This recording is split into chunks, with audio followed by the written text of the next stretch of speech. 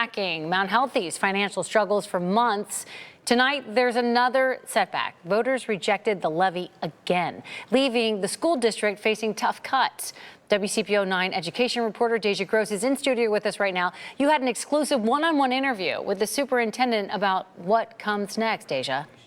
Yeah, Tanya, well, when I was at the district back in May, Mount Healthy Schools got a financial lifeline, approving a 5-year plan with the state to address budget challenges.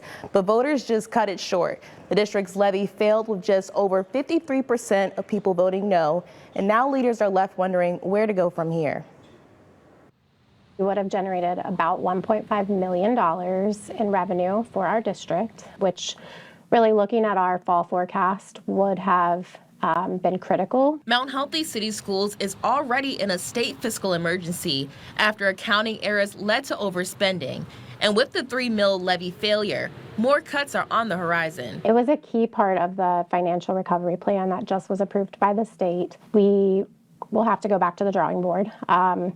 And we'll probably have to make some tough decisions in the coming months in collaboration with our community and with the commission and the Board of Education. Now district leaders are back to the drawing board, trying to avoid a $1.4 million deficit by 2028. Superintendent Dr. Sarah Wilson says nothing is final yet, but after cutting more than 100 staff, student programs, and transportation to the state minimum. Athletics are not part of the state minimum requirement. Extracurriculars are not part of state minimum requirements. Fine arts, things of that nature. Unfortunately, at this point, that's kind of what's left on the table for us to look at. Dr. Wilson says that's not the direction they want to go.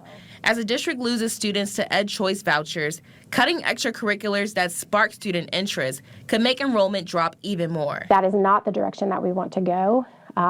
And that's really why when I say we need the community's help and we want that parent engagement and we want them to understand what direction we're headed and we want them to help us with that. Do you think that trust was broken because of the error that created this? I think that a lot of misinformation circulates about what happened. The community is just not sure how transparent we're being, if we're going to mess up again.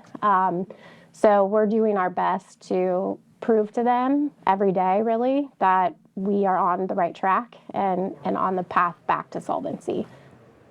Now, if the levy had passed, it would have funded basic operations like utilities, classroom supplies, and staffing. The Teachers Association tell me they aren't commenting until the board decides what's next, but whether you supported the levy or not, I want to hear from you. My email is on your screen. It's deja.gross@wcpo.com.